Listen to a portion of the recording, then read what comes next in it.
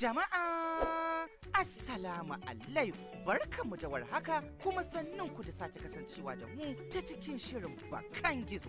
Shirin da yake kamu zafafan karatun littafanmu na Hausa ta inda zai fadakar da ku, ilimantar da ku, gami da nishadantar da ku masu sauraro. To a wannan sa'i muna ɗauke da wani littafi mai suna Afuwa. Ina roƙon Allah ya yi mana afuwa, wanda Jamila Hallir Idris Goran Dutse ta wallafa. Afuwa na tuba, afuwa ba zan yi laifi na ya fi mai da mata.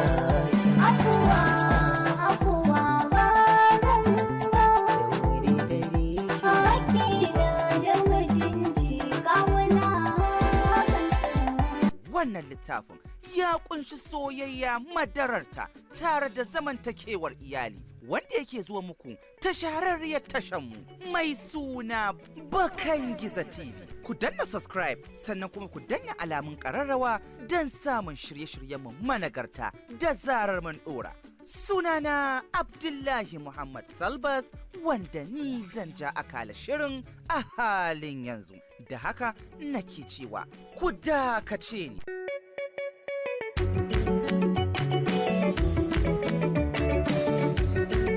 Bara kuma na waiwayi Kano ta dabatin bingiwa, yaro ko da me ka zo an fika, mai dala da koren dutse. Na ji wace wainar ake toyawa alabashi, sai kuma na koma Kaduna birnin gwamna. Na ji kuma yadda za ta kaya alabashi, sai mu kuma dawowa kananta mu ta dabade. Sanarwa saboda wakar da ta kunna ta yi mata daɗi, kuma tana bakin cikin kashewa duk da ta san mahaifin Nafisa yana can Jidda ana duba shi domin yana da ciwon zuciya, shine aka kai shi kuma har yanzu bai san inda kanshi yake ba. Amma ita haka ba zai sa zuciyarta ta karya ba, sai ma kuma hawa da take dan tun da ta rasa iyayenta kowa ma ya rasa. Nan ya shigo fuskarsa duk a ɗaure dan jin yadda ta mai da gidan kamar filin da ake yin gasar mawaka. Ni kuma na ce club. Haba Bilkisu, yanzu kin yi kanki adalci da har zaki iya ware rediyo kina jin waka kina kuma bin wakar, kuma kin san fa abin da yake faruwa. Nan Bilkisu ta kashe rediyon tare da duban Anas da duk ran shi ya ɓaci, ta ce haba dan girman Allah. Yes, me ya kawo hakan? Kaga kamar da wukar. Gani na ai ba mahaifina bane ba, mahaifin kishiyata ne wanda nake ganin duk duniya banda makiya kamar ta, tunda ka aure ta, balle kuma da danginta suka dauki karan tsana suka dora mini suka yarfa maka kaima. Kaga kuwa babu ruwana da mahaifinta, ko lafiyarsa kalau ko ba lafiyarsa kalau ba, can da yawar ku ji da kanku. Nan Anas ya ji gumi ya wanke masa fuska, amma ya daure ya kuma cije domin lallai namijin gaske ne, inda ya ce kai, amma tunda kika kasa yi wani fisa kara, aini kyamun ko a matsayina na wanda yake a matsayin mijinki, kuma ya zama yaya ga mahaifi, kuma ya zama yaya ga mahaifina. Amma tunda kin ci haka, za mu je duba shi yau da asuba da Nafisa don duka ne mana biza, amma na san ke ba za ki je ba, da haka mu za mu je. Bata ce da shi komai ba, illa dai ta ce sai kun dawo. Ta faɗa tana zumbura baki gaba, sai ka ce bakin jaba. Shi ma wannan karam ta ba shi haushi, don haka yayi burus da ita, kuma ko da asubar ma da za su tafi bai saurare ta ba, balle ta gaya masa bakar magana.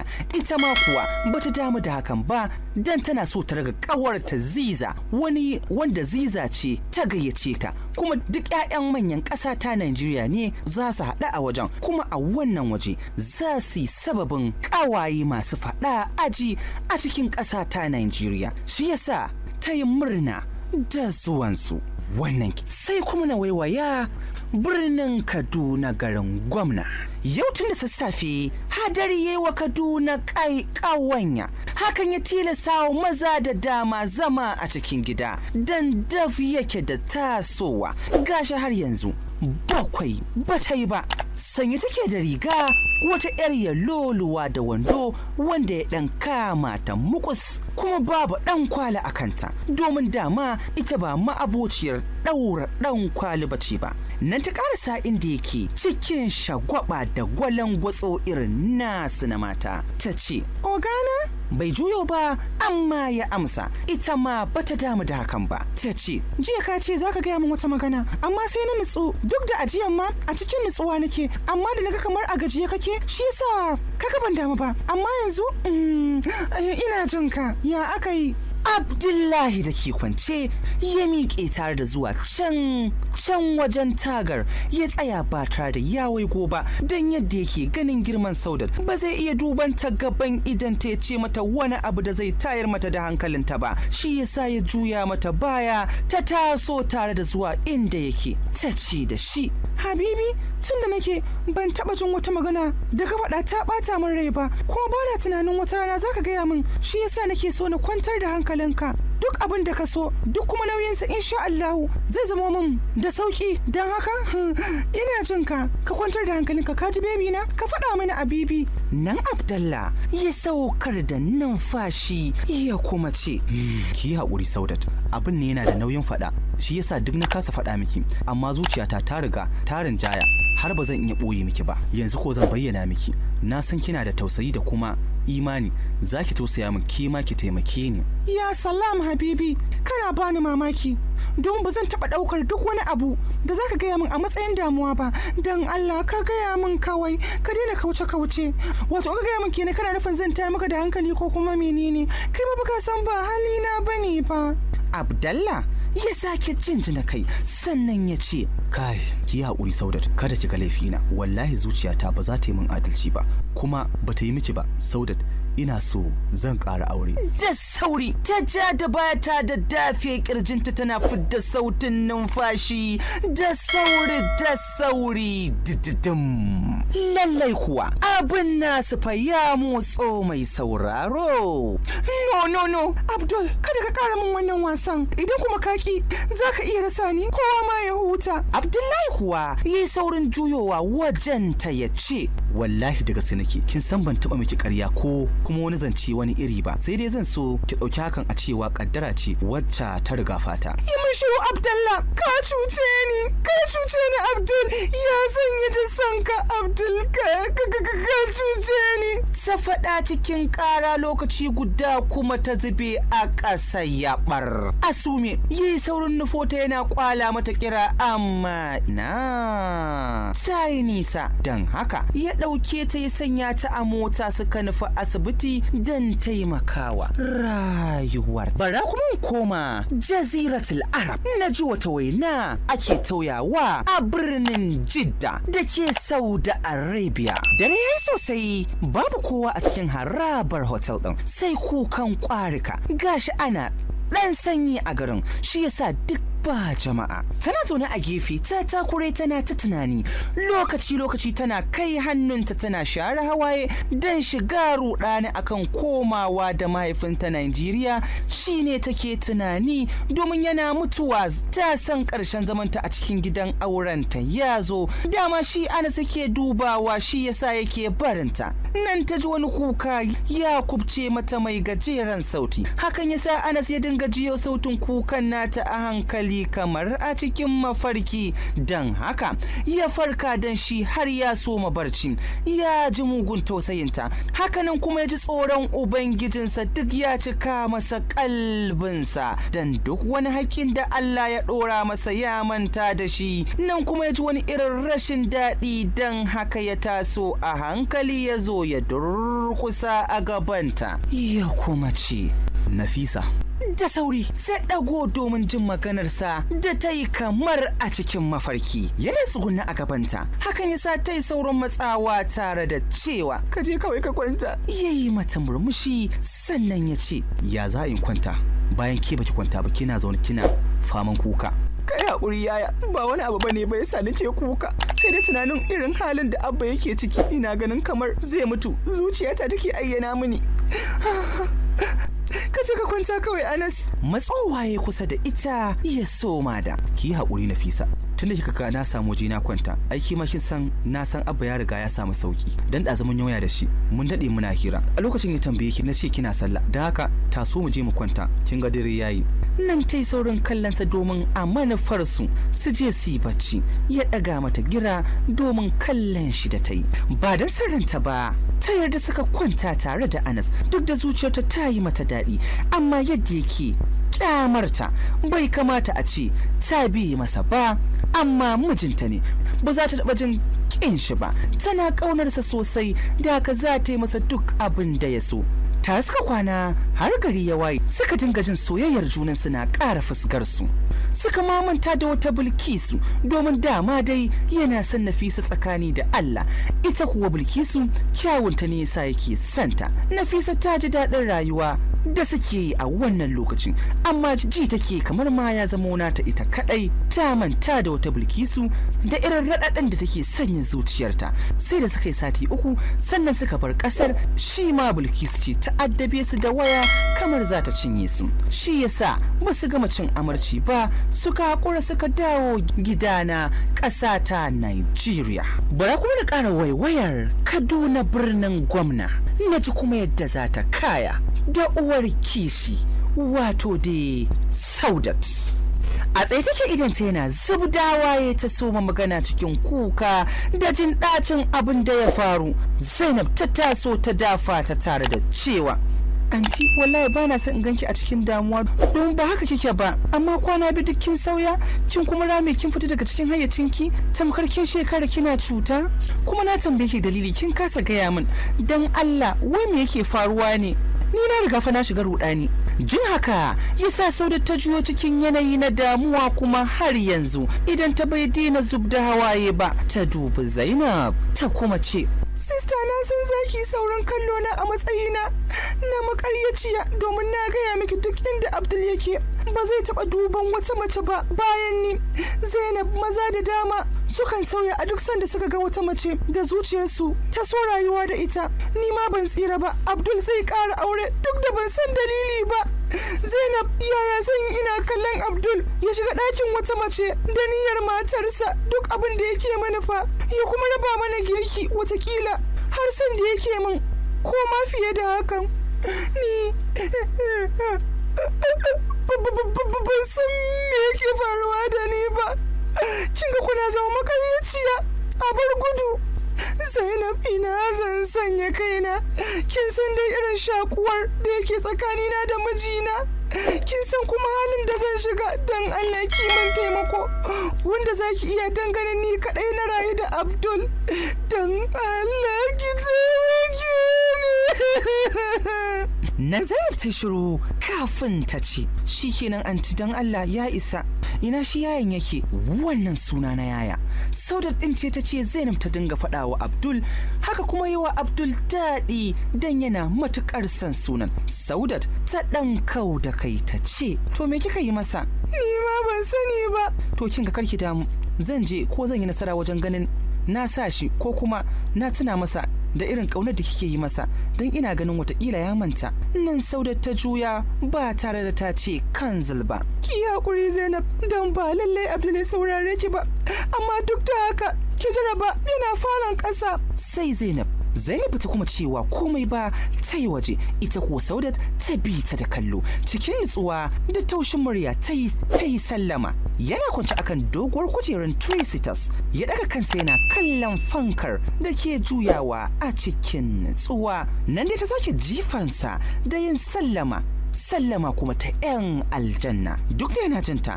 amma sai ya ga kamar yadda muryarta ta saba tsokanar shi ne yau ma take yi jin an turo kofar falon yasa yayi saurin tashi zaune lokaci daya kuma ya miƙe danganin abin da bai yi zato ba ka yi haƙuri na yi sallama har sau 2 amma baka ji ba shi yasa da turo kofar don ina tunanin ko baka ciki ne cikin rawar murya ya ce ina ciki wallahi ina tunanin yadda lokaci guda antinki duk ta ruɗe don kawai na ce zan ƙara aure amma aini na san kin san ba haramun bane ba kuma ina da iko in yi ko mata 4 ko mata sama da 1 ne amma duk ta bi ta ruɗe ta kuma gigice ya take so na yi. Nan Zainab ta nemi waje ta zauna, ganin haka shi ma ya nemi kujerar da take fuskantar ta ya zauna dan yadda duk ya so yake jin Zainab ina narkar masa a cikin zuciya, kuma ya kasa gaya mata ko kuma ya gaya wa wani nata. Yaya, na yi matuƙar mamaki da yasa ka nemi makancewa akan matarka. Me anti ta kasa maka? Kuma wace mace zaka auro da za ta zamto tamkar anti a ganin ka? Ko a cikin amsar da zan baiwa kaina bai shike babu ba? Dan Allah in dai da hali ka hakura ka janye. Da sauri ya dago ya kalli Zainab kamar zai yi magana, kuma sai ya fasa, dan Zainab tana da abubuwa da yawa wanda namiji zai ji kamar ya gudu da ita dan su. Yanzu yaya zai yi mallaki Zainab? Yayi wa kansa wannan tambayar da ko ni Salbas bani da amsarta, yayin da ita kuwa Zainab ta sake jifansa da cewa yaya kai nake jira fa. Nan yi saurin kallanta da cewa ki haƙuri Zainab, wallahi da a ce zan iya janyewa da na janye. Ni dai yanzu alfarmar da zaki min ki lallashi anti ta yi haƙuri, ta san cewa aure rufi ne na Allah, ina matukar son na aure yanzu. Ki tilasta mata dan Allah ta tilasta zuciyarta ita ma ta haƙura da maganar. Amma kullun ni kaina ji nake gama ana ƙara min wutar son yariyar da nake santa. Shi yasa nake so ku yi min adalci, ku bar ni in aure farin ciki na. Wallahi zan zamo adalin miji. Inna lillahi wa inna ilaihi raji'un. Ga Allah muke kuma tabbas gashi za mu koma. Abinda Zainab ta faɗa kenan ta miƙe ta yi hanyar fita. Baby, abinda Abdullahi ya kiran sunanta cikin sanyin murya, ita kuwa ta tsaya ba tare da ta juyo ba, ta ce ya idan Allah ka janye, dan ba zan iya sauraron ka a yanzu ba har sai ka yadda ka janye maganar auren nan a tsakaninku don ku samu jituwa. ba zan iya ba. Amsar da ya bata kenan, haka yasa ta fice ba tare da ta kuma kallon shi ba. Tana tsaye a bakin kofar ta daga kanta hawaye kamar ana koro su, ko na ce an kunna ruwan famfo. Zainab ta kalle ta cikin tausayi ta kuma ce anti babu nasara. Nan Sauda ta girgiza kai ta ce ki haƙuri Zainab, ina jin abin da duk kuka yi, kuma na ƙara ƙaunar ki domin kina cikin masoyana waɗanda ba zan taɓa mantawa da ke ba. Da haka wallahi daga yau mun sanya kafar wando ɗaya da ni da shi. Zan sanya kafa in yi kwallo da duk wata biyayya da nake yi wa Abdul. Nan ta sake share hawayenta lokaci guda kuma ta bankaɗa cikin ɗakin ta shige. Ita kuwa Zainab ta bi ta da kallo cikin tausayawa, ta juya ta haye saman don gyara wa antin falon wasa farin girki. Saudat Ya shigo yana ihun kiranta cikin ɗaga murya. Cikin isa ta fito tana wani shakar iska ɗai ta tsaya a gaban shi, ta kuma muskuta ta rike ƙugu ta ce gani nan, tare kake son ka ci ni ko kuma bashi na ci, ko kake bi na da zaka shigo kana haushin kirana? To gani cinye ni ɗanya, ban dawo ba, sai kai niyya. Sai ya sake mata wani irin kallo ya kuma ce ina kika ce ɗazu na dawo ina cin abinci na iske kin fita ba nan, kuma don wulakanci me yakon da kika tashi zaki tafi ki yi abinci amma kika sanya kafa kika fita, ko da izinin wa kika fita? Nan ta wuro masa kwancin gam ɗin da take ci ta ce Abdul, ka je wajen yar iskar budurwarka da kake ganin tafi ni, sai ce maka ba ni ba. Ban yi ra'ayin na tambaye ka ba, ko ban yi ra'ayin na dafa abinci ba a gidan nan. Nan Abdul ya daka mata tsawa da cewa ke ki shiga hankalinki, kada ki kuma kiranta da yar iska. Wani bakin ciki ya cika wa Saudat zuciya, dan haka ta ce na yarda ba yar iska bace ba, to amma tsinanniya ce ko kuma ce karuwa. Ran Abdul idan ya kai 1000 ya ɓaci, dan haka yana fidanu ya wanka mata wani shahararren mari a kuncinta. Wani irin raɗaɗi ta ji a cikin ranta, dan haka ta dafa wajen cikin bakin ciki da kuka kwatace yanzu dan Allah Abdul kai min adalci akan tsinanniya kamar ne, wallahi ba zan yi ba. Bata kai ga karasawa ba, ya kuma ɗaga hannu ya zabga mata wani sabon fefen mari. Ita ma ta ce ƙarshe, don haka tana ɗagowa ta wura hannu da nufin ta wanke mijin nata, ta wanke shi da mari, amma abin haushi sai ta ji an riƙe hannunta ta baya, don haka a fusace ta juya. Tana tsaye duk idan ta hawaye, ta girgiza mata kai tare da cewa haram alaiki ya ukti, wato Ma'ana dai hakan ya haramta a gare ki ya 'yar uwa. Wasa fara girki.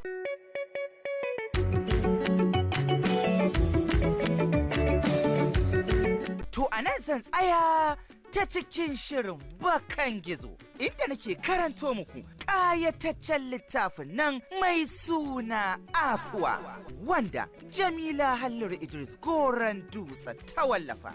Ga masu tambaya, sharhi ko ƙarin haske sai su danna subscribe, sannan kuma su danna alamun ƙararrawa don samun shirye-shiryenmu da zarar mun ɗora, ko kuma wani ƙarin haske. Kar ku manta da sunan YouTube channel ɗin Bakan Gizo TV. Maganin hawan jini ce kyauta. Ni Abdullahi Muhammad Salbas nake cewa kwaɗi da ni a shiri na gaba.